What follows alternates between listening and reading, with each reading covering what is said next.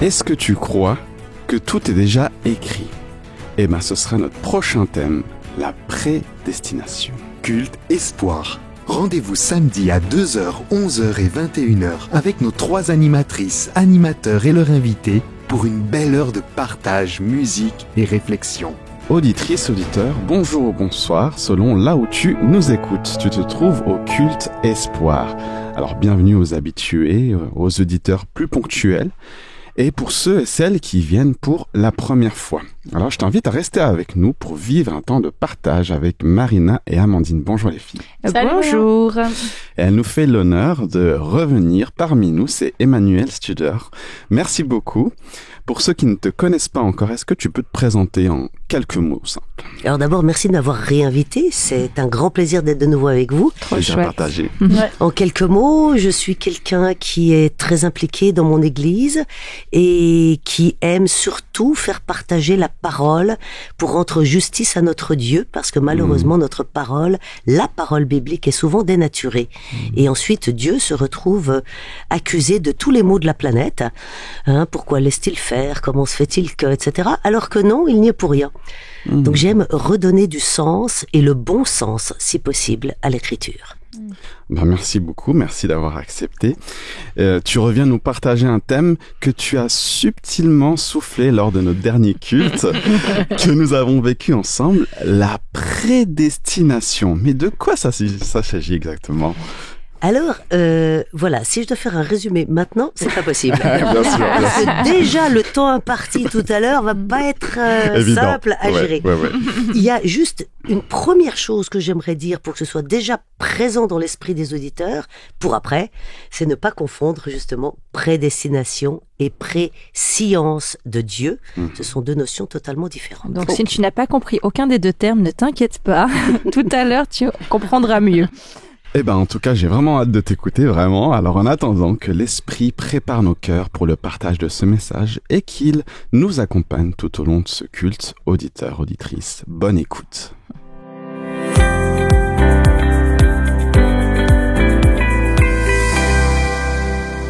Comme à notre habitude, nous commençons par la chronique Dieu dans ma semaine, une chronique dédiée à l'action concrète de Dieu dans nos vies.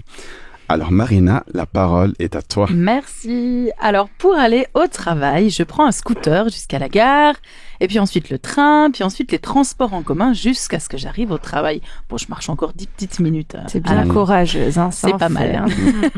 Et donc, ça fait pas mal de routes, pas mal de monde que je croise dans ma journée, mais il y a des inconnus qui deviennent familiers. Comme ce petit jeune que je croise ponctuellement dans le train de 7h02 le matin. Et voilà plusieurs fois que nous sommes assis l'un en face de l'autre cette semaine. Bon, la vingtaine, bonne bouille, basket, tenue de sport, training, sweat à capuche, sac à dos, des écouteurs aux oreilles et évidemment rivé sur son téléphone. Signe distinctif qui me saute aux yeux, un tatouage dans le cou. Un truc écrit, quoi. Alors bon, c'est pas mon style de dévisager des gens, des inconnus surtout. Mais là, je sais pas, je me dis, mais qu'est-ce qu'il pourrait y avoir de si important qu'on ait envie de graver là à l'encre sur le cou? J'ai pensé un peu à la douleur de la zone de tatouage, le cou quand même, est visible du coup. Bon, alors en me posant toutes ces questions, finalement, je pense que je suis vraiment en train de dévisager ce jeune homme. Et je vois, un mot en portugais. Ah, bah voilà pourquoi je comprenais pas, j'avais pas activé la bonne langue dans ma tête. Et voilà, j'ai trouvé. Dia nos encontraremos no céu. Un jour, nous nous rencontrerons, nous nous retrouverons au ciel. Ah, tiens donc. Et j'étais envahie de compassion pour ce petit jeune, sans même connaître son histoire. Mais quelle pourrait être son histoire? Est-ce qu'il a perdu un frère, une sœur, un père, une mère, un grand-parent? Est-ce que ce drame a eu lieu avant sa naissance ou bien lui-même peut-être aurait pu être un jeune papa qui a perdu un enfant? On ne sait pas. Je ne connais pas l'histoire de ce jeune, mais mon cœur a été, je crois, assez bouleversé finalement par ces mots qui sont gravés dans son cou comme un cri, comme un appel ou un rappel écorché vif, mais avec une espérance. Un jour, au ciel, on va se retrouver, on va s'en rencontrer. Eh bien sûr, moi je la porte en moi cette espérance. La Bible dit que Jésus va revenir et qu'il y aura une résurrection. Alors assurément, il y aura des rencontres, mais aussi des retrouvailles. Alors j'avais presque envie de dire à ce jeune de garder courage, de garder l'espoir, la foi de ce jour promis. Mais nous n'avons pas encore parlé ensemble. Alors j'ai simplement pris mon temps de trajet pour prier pour lui, pour ce dont il avait besoin, pour ce dont il avait été privé, pour sa consolation, son espérance, et puis sa vie de jeune avec les multiples choix qui l'accompagnent. Que Dieu l'aide à choisir les bons chemins. Et peut-être qu'on aura l'occasion de cet échange finalement un jour, dans un prochain voyage en train. Et si Dieu nous avait placés là, face à face, pour vivre ce moment d'échange? Est-ce que j'ai le choix de lui parler ou pas? Oui, je crois. Et ce jeune, est-ce qu'il a le choix de ne pas vouloir parler? Ben aussi. Comme quoi, on pourrait très bien finir cette histoire comme ça. Ou bien il y aura une suite, Dieu seul sait où ça pourrait mener.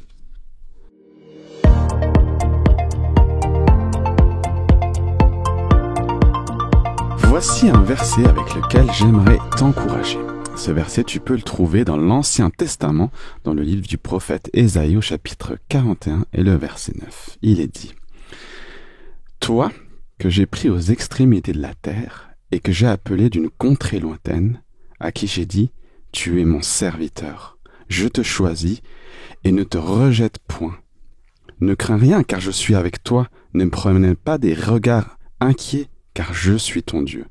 Je te fortifie, je viens à ton secours, je te soutiens de ma droite triomphante. C'est plutôt clair, je trouve. Chacun de nous est choisi par le Très-Haut, par Dieu lui-même. C'est lui, par-dessus tout, qui te fortifie et te soutient pour la vie de tous les jours. La question, c'est est-ce que moi, je décide en retour de choisir Dieu et tous les bienfaits qu'il me procure. Sois béni.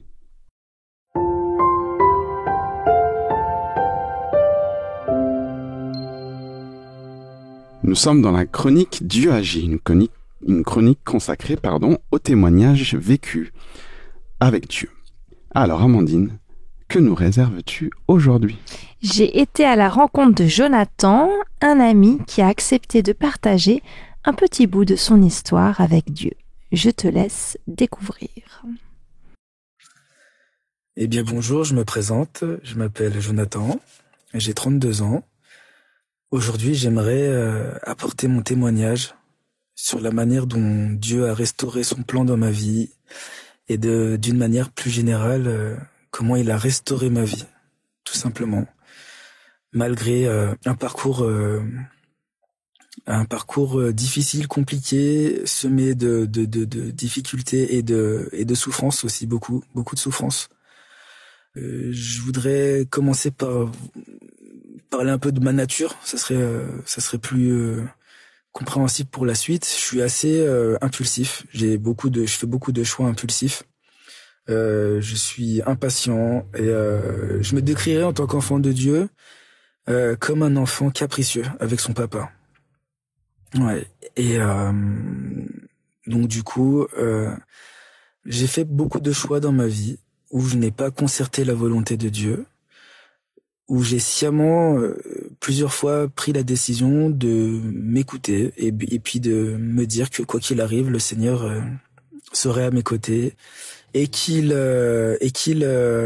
fera en sorte que même si les choix c'est les miens et pas les siens, il serait quand même avec moi et qu'il m'aidera malgré tout et qu'il m'évitera les difficultés de ces choix parfois pas très judicieux.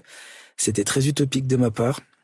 Et j'ai énormément souffert. J'ai vécu une décennie, on va dire, de souffrance liée à ces choix. Plusieurs fois, j'étais sur mon chemin de croix où je pouvais choisir ce que Dieu avait comme plan pour moi ou ce que je voulais moi personnellement. Et dans ma nature capricieuse, j'ai très souvent choisi ma volonté. Et c'est catastrophique. C'était catastrophique. Ma vie a pris une tournure assez compliquée. Pour rester évasif un petit peu sur certains sujets, pour plutôt me concentrer sur la manière dont il a restauré ma vie, je voudrais simplement dire que j'avais le sentiment que ma vie était scellée dans beaucoup de difficultés, de complications liées à mes choix passés, où j'ai choisi ma volonté plutôt que celle de Dieu. En prenant de la maturité et une fois le fait accompli, j'ai compris que j'avais fait beaucoup de choix qui étaient pas les siens, et j'ai fait une forme de rébellion où j'ai perdu un peu la foi, et ça m'a amené à d'autant plus de complications et une vie dénuée de sens. J'étais devenu une personne un peu sombre, pas mal portée sur l'alcool, sur des très mauvaises valeurs, au moment où j'ai perdu pied, où j'ai perdu la foi. J'avais le sentiment que ma vie était vraiment scellée, liée à ces choix, et que c'était terminé pour moi, et que Dieu avait, entre guillemets, en avait fini avec moi, et que c'était lié à tous ces choix, à tous ces projets de vie qui n'étaient pas les siens, et tous ces caprices, et toutes ces, voilà, tout ce qui est lié à ma nature, et tout ce qui est lié à mon immaturité spirituelle aussi. Et c'est en 2020 où Dieu a restauré de manière spectaculaire ma vie. Sans rentrer forcément dans les détails, il m'a brisé. Il m'a enlevé tout ce qui était important pour moi, jusqu'à mon appartement, ma maison. J'ai vécu un temps sans domicile fixe, entre guillemets. Et c'est dans ce temps-là, dans ce temps particulier, dans ce temps où j'étais vraiment brisé émotionnellement, et sur le point financier, sur le point matériel. C'est à ce moment-là, et c'est dans cette fenêtre-là que le Seigneur a utilisé pour me parler et pour me ramener à lui. Malgré le contexte très compliqué, j'ai senti une bienveillance, et j'ai senti son amour comme je ne l'ai jamais senti auparavant. J'ai senti un espoir alors que tout était brisé. Il a fait naître en moi l'espoir, et de me dire que en fait tout n'était pas terminé. Mon cœur était en paix malgré le fait que je vivais, je pense, la période la plus dure de ma vie. À travers tout ça, à travers ces moments difficiles, le Seigneur m'a restauré, m'a ramené sur son plan initial. Aujourd'hui, je vis simplement, et je vis tous les jours de ma vie en cherchant sa volonté, en cherchant son plan divin pour moi, ce qu'il veut pour moi. Et depuis que j'ai décidé de chercher sa volonté et d'être dans son plan, ma vie est transformée, vraiment. Et je ne manque de rien. Il y a beaucoup d'amour autour de moi, beaucoup de paix, et véritablement, c'est une transformation spectaculaire. La volonté de Dieu avant tout, et comme il est écrit dans sa parole, cherchez d'abord le royaume des cieux et il vous donnera tout par-dessus. Et tout cela s'est concrétisé dans ma vie, et je voudrais vraiment rendre gloire à Dieu pour ce qu'il m'a fait, pour ce qu'il a fait dans ma vie. Voilà.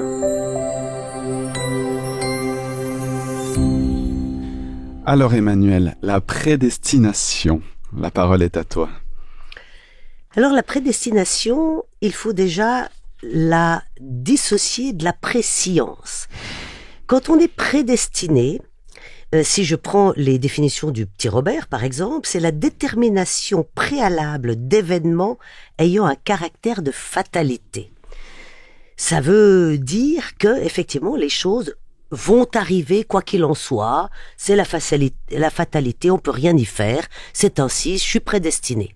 Alors attention avec ce langage sur la prédestination, parce que c'est celui qu'avait Calvin, navré pour tous les Genevois qui sont fiers de leur ville, mais Calvin avait émis une théorie, c'est pas le seul d'ailleurs, comme quoi Dieu avait choisi dès avant la fondation du monde les élus et les rejetés. Ceux qui seront sauvés et ceux qui ne seront pas sauvés. C'est-à-dire que dès la fondation du monde, il avait déjà un club qui serait sauvé et un club qui serait pas sauvé. Alors ça, c'est pas ce que dit la Bible. La Bible dit plutôt le contraire, c'est que Dieu a prédestiné tout le monde sans aucune exception à être sauvé. Maintenant, il y a la notion de l'amour et de la liberté avant d'en arriver à la préscience. L'amour ne peut pas être exercé ou vivre pleinement, être vécu pleinement sans la liberté. Si je vous oblige à m'aimer, bon, c'est pas terrible, c'est pas ce qu'on appelle un vrai amour, hein. L'amour, si on prend de nouveau les définitions, c'est une disposition à vouloir le bien d'un autre que soi et à se dévouer à lui. C'est un attachement désintéressé et profond. J'aime cette dernière définition parce qu'elle correspond totalement à la définition de l'amour de Dieu à notre égard. Désintéressé et profond. Et qu'est-ce qu'il attend en retour? Le même amour. Désintéressé et profond.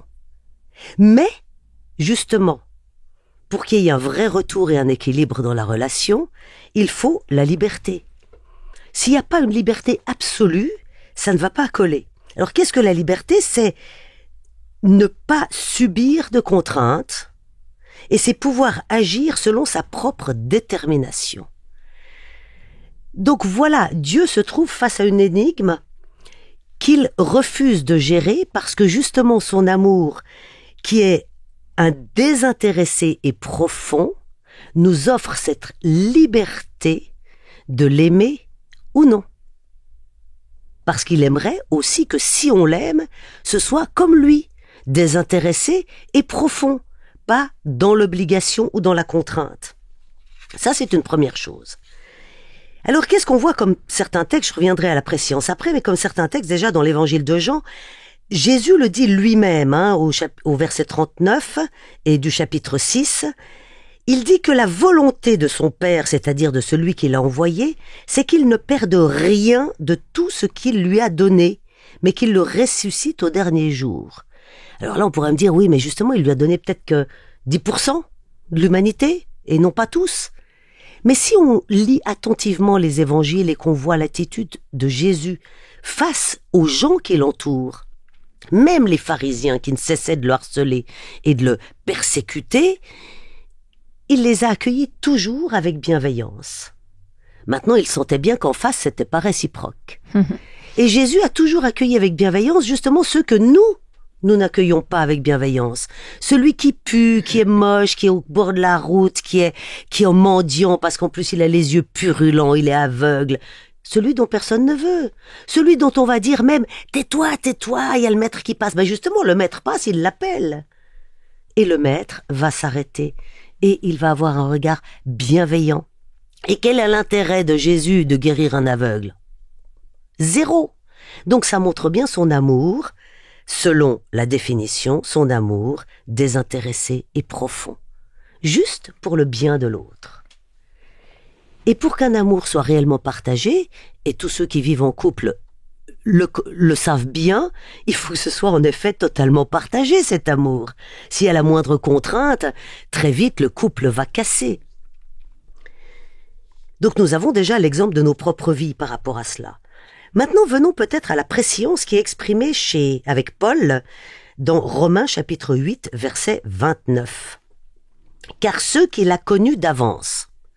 Alors ça, c'est la prescience. C'est savoir ce qui va se passer dans le futur alors qu'on n'y est pas encore. Ça, c'est la préscience. Mais la préscience, le fait de savoir quelque chose, n'induit en rien et n'influence en rien les actes en amont. A contrario, ce sont les actes en amont qui vont définir la prescience. Donc si Dieu sait, par exemple, que je ne vais pas être sauvé, c'est pas parce que lui l'a décidé, c'est parce qu'il sait à l'avance les choix que je vais faire librement.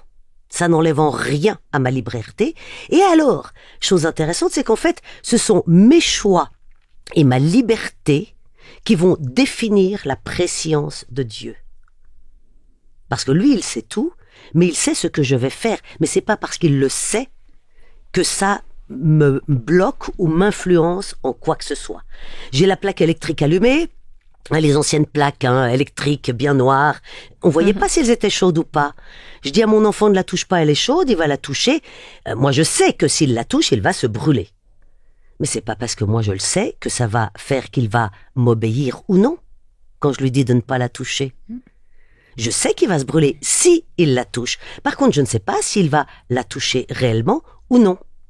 Vous voyez, c'est quand même assez subtil, mais c'est quand même ça la grande différence. C'est que la prescience de Dieu est totalement définie par nos actes en amont et nos choix en amont. Alors est-ce qu'on pourrait imaginer, pour bien comprendre ça, la préscience dont tu parles, ce serait comme si qu'en fait on faisait partie d'un film, on est des personnages dans un film, et puis Dieu connaît déjà la fin du film, il a déjà vu l'histoire. Voilà, c'est comme, effectivement, tu vas au cinéma, t'as déjà vu le film, tu vas avec un copain revoir ce film parce que, waouh, il est génial, il faut qu'on partage. Toi, tu sais comment ça va se finir. Voilà. Mais c'est pas parce que tu sais comment ça va se finir que ça influence le metteur en scène sur la fin du film. D'accord, ouais. Tu vois, c'est exactement ça. Alors, si on continue, par exemple, avec Paul, on a aussi Ephésiens 1, 5 qui nous dit « Nous ayons prédestinés dans son amour à être ses enfants d'adoption par Jésus-Christ. » Donc, on voit bien que Dieu n'a pas de conditions. Il nous prédestine à être ses enfants. Ça, c'est sa volonté. Ça veut dire que tout le monde est prédestiné, sans exception, pour le plan du salut. C'est-à-dire de vivre éternellement dans cet amour profond, sans contrainte, sans deal quelconque, juste s'aimer, parce qu'on en a envie. Et dans Pierre, c'est aussi quelque chose de merveilleux, c'est que Pierre, dans 1 Pierre 1, il nous est dit que Christ lui-même avait été prédestiné avant la fondation du monde pour le plan du salut. Mais là aussi, Christ aurait pu renoncer à un moment donné, même s'il avait été prédestiné, c'est-à-dire choisi à faire quelque chose. Il aurait pu très bien dire à un moment donné « Ah non, moi je descends pas sur terre, au final ça me plaît pas ». Mais comme il est Dieu lui-même et qu'il a un amour profond et désintéressé pour nous, bien évidemment, il a accepté le deal. Ensuite, il s'est retrouvé un peu coincé, limité dans un corps d'homme, dans le temps et dans l'espace, en tant que Jésus-Christ sur terre. En tant que Jésus sur terre, automatiquement, il n'avait plus les mêmes capacités. Et surtout, ce qu'il y a de merveilleux. Et c'est quand il dit « Mon Dieu, pourquoi m'as-tu abandonné sur la croix ?» C'est qu'à un moment donné, en effet, il s'est offert pour moi, pour toi, auditeur, pour chacun d'entre nous, sans savoir à ce moment-là si effectivement ça allait avoir un impact ou non. Et c'est pour ça qu'il est mort dans un grand désespoir, parce qu'au final, il l'a fait par amour, mais sans connaître la suite. Parce que là, il n'avait plus, lui, de prescience, clairement. C'était un humain. C'était un humain, avec toutes les limites que cela implique. Et c'est pour ça que ce cadeau est juste, en effet, une preuve d'amour. Il le dit lui-même, il n'y a pas de plus grand cadeau que d'offrir sa vie pour ses amis. Il en parle lui-même.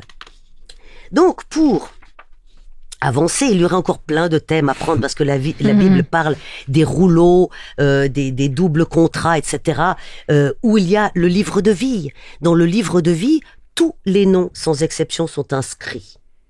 Les noms des gens qui sont sauvés? Non, de tout le monde. De tout le monde, d'accord. De tout le monde. Alors, par contre, ce qui va se passer au moment du jugement, c'est ce qu'on voit dans l'Apocalypse, mais c'est un livre un peu long à expliquer, à raccourcir, mais je vais essayer en quelques mots d'en extraire ce qui nous intéresse. C'est que dans l'Apocalypse, on a un livre où tout le monde est écrit, mais c'est un contrat qu'on appelle en archéologie les doubles documents. Et tout le monde y est écrit. Maintenant, l'opération du jugement va être de voir qui, effectivement, a choisi ou non Dieu. Et les témoins qui sont avec Dieu dans cette opération, c'est pas Dieu qui le fait, le jugement, ce sont les témoins qui sont dans cette opération qui le font, disent, lui, clairement, il a pas choisi Dieu. Donc, on raye le nom. Et l'autre, il dit, oui, il a choisi Dieu. Donc, on laisse le nom. Et ainsi de suite. Donc, on en raye quelques-uns, on en laisse quelques autres, mais à la base, tout le monde est inscrit. Et c'est à la suite de cette opération, dite de jugement, que des noms vont être tracés. Et ceux qui vont être tracés, c'est ceux qui ont décidé sciemment de ne pas répondre à cet amour profond, immense et désintéressé de Dieu à leur rencontre. C'est uniquement ça. Mais la prédestination dans l'absolu, c'est que nous sommes tous, sans aucune exception, prédestinés au salut. Maintenant, mes actes, je choisis Dieu ou non, vont influencer la prescience de Dieu, et Dieu qui sait tout saura si j'ai choisi ou non, ce qui n'enlève en rien à ma liberté de choisir ou non. Et comme il le saura, eh bien effectivement, mon nom sera tracé, selon si je renonce à son cadeau et à sa main tendue. Ou au contraire, mon nom sera maintenu sur la liste parce que je l'aurai choisi. Donc vous voyez, il y a quand même beaucoup de notions dans cette prédestination et c'est dur en quelques minutes comme ça de présenter un sujet aussi corsé. Mais si on pouvait retenir quand même cette grande différence entre prédestination qui concerne tout le monde, mais absolument tout le monde, et préscience, c'est que Dieu m'aime, il attend le même type d'amour en retour et il n'influence en rien mes choix parce que l'amour sans la liberté, ce n'est plus de l'amour.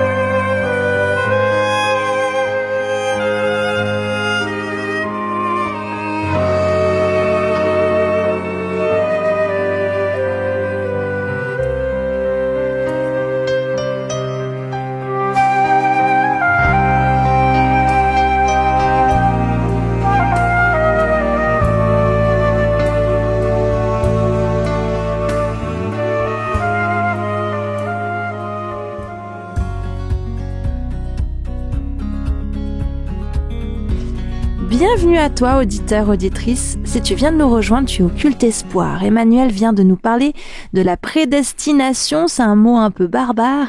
Et si tu n'as pas écouté son message, on va pouvoir parler de ça maintenant dans cette chronique. Et toi, ça te parle. Une chronique où l'on réagit à chaud sur ce qui nous a interpellés. Alors, amis chroniqueurs, la prédestination, la préscience, ça vous parle ? Alors moi j'ai beaucoup apprécié la toute dernière phrase Emmanuel que tu as sortie qui disait l'amour sans la liberté c'est plus de l'amour. Et je trouve quand même assez fou et compliqué d'imaginer que le Dieu créateur de toutes choses ait décidé un couple d'humains, de donner la vie à un couple d'humains, Adam et Ève, et puis a créé comme un pacte d'amour et de respect et de liberté dans une belle relation qu'il a voulu créer avec ce premier couple et tous les descendants que nous sommes aujourd'hui. Sans un retour en fait, si ce n'est juste le retour de notre amour, sans exigence. Et je pense que ça nous montre un Dieu qui est plein d'amour, ça nous montre un Dieu qui est probablement pas celui qu'on s'imagine. On a souvent tendance à imaginer qu'il faut faire des choses pour Dieu, qu'il faut prouver des choses pour Dieu, et puis simplement ce qu'il nous demande c'est de l'aimer. C'est ce qu'il nous propose, et je trouve que c'est beau. Ouais. Mais tu sais, moi, je me suis demandé quand tu parlais, puis là, quand je t'écoute, je me suis dit, mais quel intérêt pour Dieu de laisser vivre si c'est la fin ? De me dire, c'est comme quel intérêt de voir un film si t'as déjà vu la fin et puis tu vois, je suis devant le Titanic, à chaque fois j'espère qu'il va pas couler puis il coule quand même, tu vois, puis je me dis mais pourquoi ? Et je me dis Dieu il sait ton enfant, son enfant il le voit, il sait que parce qu'il a cette capacité de préscience et puis du coup il sait qu'il va pas le choisir et pourtant il y a quand même la vie, il y a quand même parce qu'il y a l'amour, j'imagine, c'est ça la réponse. Il y a l'amour, mais il y a aussi le fait que Dieu est perpétuellement interpellé. Ça, on le voit dans le livre de Job, parce que tu parles des êtres humains, mais Dieu a créé d'autres êtres avant les êtres humains, exactement sur le même schéma. C'est-à-dire sur une relation d'amour. Et il y en a quand même une série qui n'ont déjà précédemment, avant nous, n'ont pas choisi Dieu. Donc, il y a tous les témoins de cette histoire. Donc, il y a ceux qui n'ont pas choisi, et il y a ceux qui sont restés avec Dieu. Et ceux qui sont restés avec Dieu, à un moment donné, pourraient quand même se dire, ouais, mais dans le fond, est-ce que, au final, j'ai fait le bon choix? Ou est-ce que les autres sont vraiment des affreux? Ou, est-ce que je suis du bon côté? Donc, par rapport aux créatures créées, Dieu n'a pas vraiment le choix que d'apporter la preuve par le vécu que, en effet, il nous aime de façon désintéressée et qu'il attend cet amour désintéressé en retour. Alors c'est pas parce que justement il a cette préscience de savoir tout ce qui va se casser la figure que ça ne l'a pas empêché de quand même créer même des êtres qu'il savait plus tard le rejeter.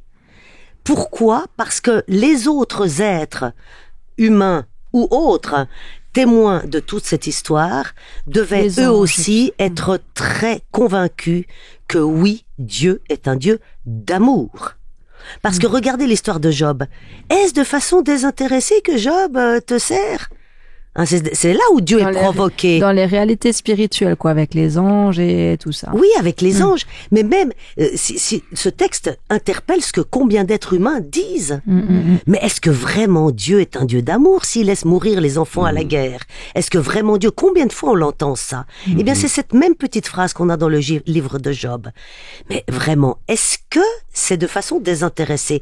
Et Dieu dit, ok, tu mets en doute l'intérêt, enfin l'amour gratuit de Job pour moi, ok, ben bricole avec lui ce que t'as envie, et voilà. Et donc la preuve sera apportée par l'attitude de Job, que effectivement Job aimait Dieu de façon désintéressée, malgré l'accusation dont Dieu est victime. Et toi, Brian, comment ça t'a interpellé? Moi, je trouve intéressant en fait. J'ai l'impression, alors peut-être que je me trompe, mais que au final, il y a aussi cette idée de soumission de Dieu dans le sens où en fait, Dieu, le Tout-Puissant, qui nous a prédestinés tous, on est tous choisis. Et en fait, c'est, dans un sens, c'est nous qui choisissons Dieu. Donc, ce choix, il revient à nous de l'accepter au final. Et c'est pas le contraire. Je sais pas si vous voyez ce que je veux dire. C'est pas Dieu. C'est une humilité du divin. Voilà, l'humilité du divin de dire, en fait, c'est toi en fait, c'est toi qui choisis, c'est toi qui veux me suivre et je te laisse cette opportunité-là de vouloir me suivre. Et c'est pas tant parce que finalement on peut se dire je fais des choses pour essayer de plaire à Dieu, d'être dans la bienveillance et tout ça, mais finalement là Dieu il nous donne vraiment toutes les clés en main pour s'approcher de lui en fait. Peut-être la limite que je vois quand même, c'est qu'une fois que tu fais le choix, il y a quand même un cheminement et une acceptation de qui est Dieu, de aussi que tu as besoin de Jésus sur la croix pour tes péchés, etc. Ouais. C'est peut-être la limite. Et surtout, par rapport à ce que tu dis, c'est que l'amour qu'on voit de Dieu, ça se traduit dans le fait qu'il nous laisse le choix aussi, je trouve. Moi, j'ai assez envie de revenir à la relation de couple. On se choisit, on s'aime. C'est un peu le coup de foudre. Au début, on se connaît pas vraiment, mais enfin, voilà, clac, ça match. Mais c'est à force de se fréquenter, à force de se côtoyer, que on apprend à savoir ce que l'autre aime et n'aime pas. Et donc, c'est dans cet apprentissage qu'on va aussi, par amour gratuit pour l'autre, faire plutôt ce que l'autre préfère que ce qu'il n'aime pas. C'est un peu pareil avec Dieu. C'est qu'on dit qu'il n'y a pas de salut sans les œuvres, mais ce sont pas les œuvres qui amènent au salut. Tout à fait. Donc, c'est ça qu'il faut bien déterminer. C'est que si j'ai un amoureux, je vais tout faire pour lui faire plaisir. Tout à fait. Et toi, à la maison, est-ce que ça te parle que cette réflexion puisse continuer de mûrir en nous et puis en toi à la maison?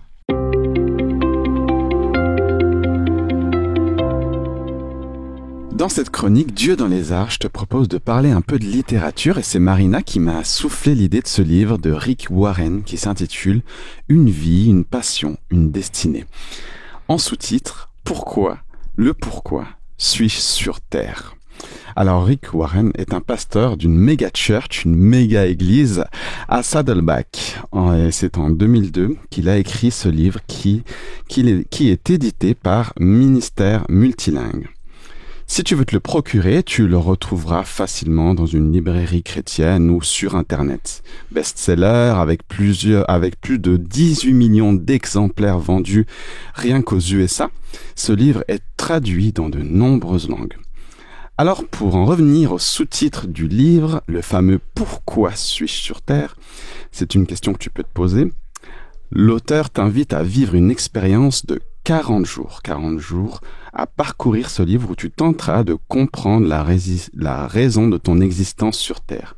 Alors, comprendre le plan de Dieu pour ta vie et celle de chaque humain. Ce que je trouve intéressant dans le format du livre, c'est que chaque jour, nous avons 4 points pour nous guider dans notre réflexion. Alors, nous avons le point A, idée à méditer. Donc, il s'agit de phrases qui résument un principe de vie pratique auquel tu pourras réfléchir, méditer au cours de ta journée. Point 2, un verset à apprendre, une ou 2 phrases bibliques qui t'accompagnent et t'encouragent, un peu comme notre chronique promesse biblique. Et 3e point, c'est une question à te poser. Ces questions t'aideront à penser aux implications de ce que tu as lu et à la façon dont cela s'implique personnellement dans ta vie. Et point 4, enfin, des questions de discussion. Donc l'auteur t'encourage vivement à demander à une ou plusieurs personnes de te joindre à ces 40 jours. Cela t'aidera à fortifier, à avoir un regard autre que le tien. C'est d'autant plus agréable de le faire à plusieurs que seul, je dois l'avouer. Alors, cet ouvrage permet aux croyants dubitatifs de suivre une progression dans sa pensée grâce à un contenu clair et fort intéressant. Ce livre propose une écriture simple et adaptée à celui qui se pose des questions sur Dieu sans avoir tout le langage de la foi. La librairie chrétienne CLC, Croisade du livre chrétien, parle de ce livre en ces termes, un manifeste percutant sur le sens de la vie. Alors pour finir, j'aimerais juste lire les premières phrases de ce livre, à voir si ça te donne envie de continuer la lecture. Ce n'est pas vous qui décidez. Le but de notre vie dépasse de loin votre épanouissement professionnel, votre paix intérieure ou votre bonheur. Il est bien plus grand que votre famille, que votre carrière ou même de vos rêves, de vos ambitions les plus fous. Si vous voulez savoir pourquoi vous avez été placé sur cette terre, vous devez commencer avec Dieu. Vous êtes né par lui et pour lui. Voilà, je te laisse avec ça. Si tu veux découvrir la suite, le titre du livre est Une vie, une passion, une destinée. Pourquoi suis-je sur Terre de Rick Warren.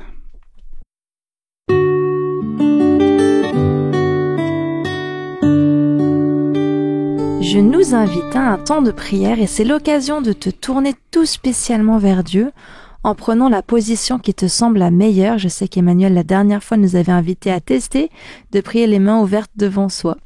Nous prions avec Emmanuel justement et libre à toi, cher auditeur, chère auditrice, de poursuivre ensuite ce temps de prière chez toi. Père éternel, toi qui m'as créé selon ton bon vouloir, et tu m'as créé pour la vie. Mais ton amour est tellement immense qu'il me laisse te choisir ou de te tourner le dos. Seigneur, moi j'ai décidé de te choisir. Ceux autour de cette table aussi ont décidé de te choisir. Et c'est merveilleux parce que tu te mets à notre service, tu te mets à notre dépendance, parce que tu nous laisses ce choix merveilleux dans ton amour de te choisir.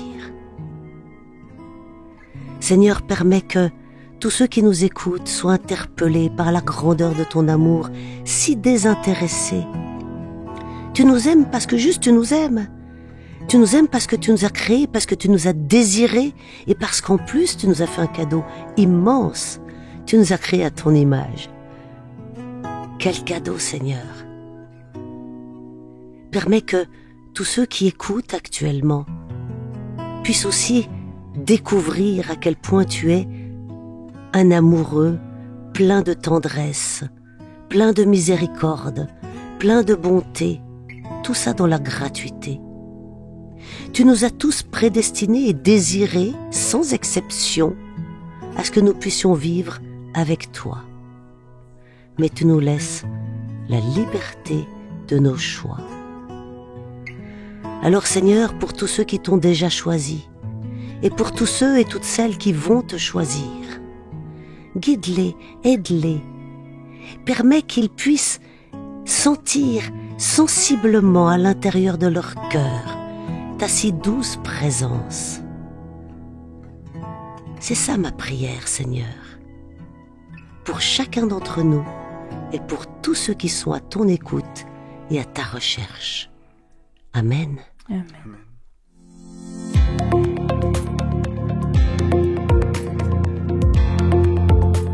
Si tu crois qu'on allait te laisser partir sans l'action du jour, non. Marina, quelle est l'action du jour que tu nous proposes? Alors nous allons réfléchir et décider. Nous allons faire des choix en lien avec cette thématique que nous avons vue aujourd'hui. Alors pour la réflexion, cher auditeur, prends le temps, papier, crayon en main, un ordinateur, un attel, un téléphone portable, ça va aussi. Question: dans quelle zone de ma vie je vois un espace de prédestination où j'ai l'impression que Dieu a décidé un point c'est tout? Comment est-ce que je pourrais investir cet espace en pesant le pour, en pesant le contre, des options qui s'offrent à moi en termes de choix? En essayant de comprendre la voie qui me semble déjà tracée, pourquoi est-ce que j'ai l'impression que le destin, le hasard ou que sais-je, qu'entre nous j'appelle Dieu, te pousserait vers cette direction? Et puis tu peux demander à Dieu de s'expliquer, de t'apporter son regard, son éclairage. Tu peux demander conseil à des proches pour un meilleur recul. Et puis tu entres en action. Tu fais un choix. Le choix de suivre Dieu ou finalement de suivre ton propre choix. Dieu t'a doté d'une intelligence. Il faut que ça serve. Alors fais un choix. Yes. On se libère de la fatalité là du coup. Hein. Ouais, c'est Ouais. ça. Ouais, c'est un peu ça. Hein. Eh ben, merci Ok. beaucoup pour ton action, Marina. Que le Seigneur t'accompagne, auditeur, auditrice, dans l'accompagnement de cette expérience avec Dieu. Nous sommes arrivés à la fin de ce culte. Je te remercie, Emmanuel, pour ton message. Tu le sais maintenant, ici, tu es à la maison. Tu reviens quand tu veux. Merci. On va prendre infiniment. date d'ailleurs. Ouais, merci beaucoup. Hein. Merci beaucoup. Sois béni dans ton ministère. Merci les filles pour vos partages. Merci à toi, Brillant. Auditeurs, auditrices, merci de nous avoir accompagnés jusqu'ici. Je te souhaite une belle semaine et je te dis à la semaine prochaine. Ciao!